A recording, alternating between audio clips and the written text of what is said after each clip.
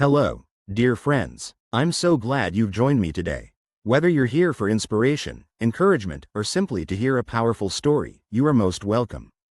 Today, I want to share with you a very special story, one that changed my life forever. I, Peter, have often meditated on the days of old, when the earth was very different from the world we know now. In those days, people turned away from God's ways. Violence and cruelty filled every heart.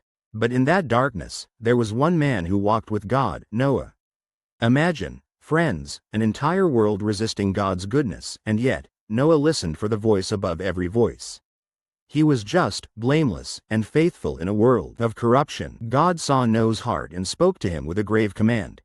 Build an ark of gopher wood, for I am about to bring a flood to destroy all flesh under the heavens. But with you, I will establish my covenant. Bring your wife, your sons, and their wives into the ark. And gather into it 2 of every kind of animal, male and female, to keep them alive. Can you picture Noah's challenge?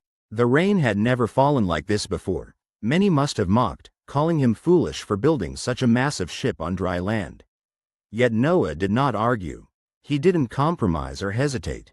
He obeyed. Day after day, board by board, Noah and his family worked faithfully. As I think about it, I, Peter, know the world often doesn't understand when God asks us to follow him against the current. Still, Noah pressed on, believing God's word over the voices of fear and ridicule. Then, exactly as God promised, the day came. Animals, great and small, gathered to the ark, guided by God's unseen hand. Lions, lambs, birds of every kind, creeping creatures on the ground. They filed in, pairs of every kind, as Noah stood in awe at God's power to command even the wildest beast.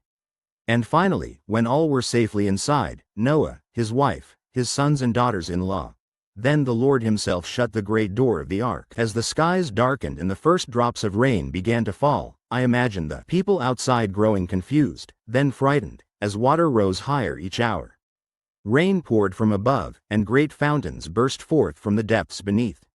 For 40 days and nights, the flood covered the earth. The mighty ark, built by faith, floated on waters that swept away every trace of evil. But inside, Noah, his family, and the animals were safe because they trusted and obeyed God. Obedience, no matter how lonely or misunderstood, led Noah to salvation. In his faith, we see the mercy of God, a God who judges wickedness but delights to save those who walk with him. As the days turned into weeks, I, Peter, can only imagine the quiet inside that ark, a sanctuary amid the endless waters. Outside, everything was washed away by the flood, but inside, life was preserved. Noah and his family cared for the animals, tended to their needs, and waited patiently for God's promise of restoration. This waiting, friends, is something we can all relate to. Sometimes God asks us to trust him even when we cannot see the end of the journey. Finally, after many long months, the waters began to recede. The ark found rest on the mountains of Ararat, and God told Noah it was time to open the door. What joy there must have been as the animals left the ark, going forth to fill the earth once again. And Noah offered a sacrifice to the Lord, a sign of his thanksgiving and worship. Then God made a covenant with Noah and all living creatures, a promise never again to destroy the earth with a flood. He placed the rainbow in the sky as a symbol of this everlasting covenant. This story, dear friends, carries a profound lesson for each of us.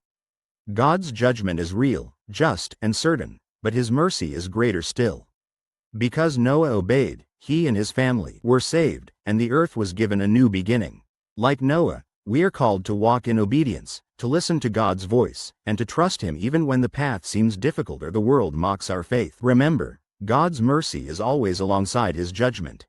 He desires for us to be saved, just as he desired to save Noah's family.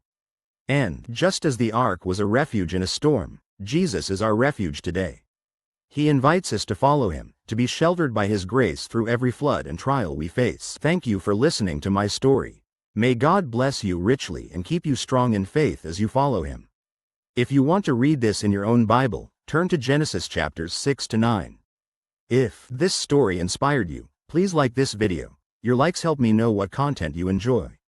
Subscribe to the channel so YouTube knows you want more stories like this, and leave a comment to share your thoughts. I'd love to hear from you. God bless you.